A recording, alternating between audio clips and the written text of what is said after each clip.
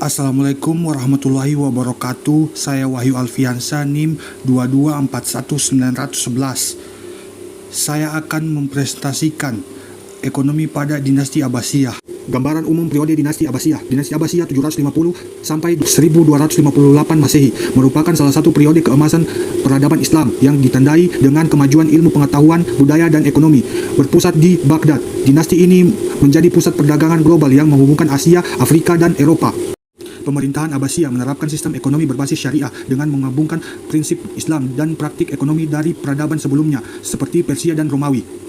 Pentingnya kajian ekonomi pada masa tersebut. Kajian ekonomi pada masa Abbasiyah penting karena menjadi fondasi sistem ekonomi Islam modern. Kebijakan ekonomi saat itu tidak hanya berfokus pada akumulasi kekayaan tetapi juga keadilan sosial, distribusi sumber daya, dan pemenuhan hak masyarakat. Kebijakan ekonomi dan pemikiran tokoh.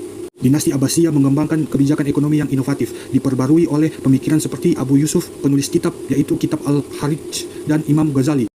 Abu Yusuf menekankan pentingnya keadilan dalam sistem pajak dalam kurung haraj, sementara Al-Ghazali membahas konsep etika pasar dan larangan penimbuhan dalam kurung ihkar.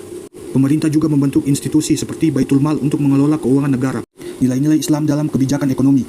Nilai-nilai Islam seperti keadilan, kemaslahatan umum, dan transparansi menjadi dasar kebijakan ekonomi Abbasiyah. Contoh sistem zakat diatur untuk mengurangi kesenjangan sosial, sementara larangan riba diterapkan untuk mencegah eksploitasi ekonomi. Kebijakan konker.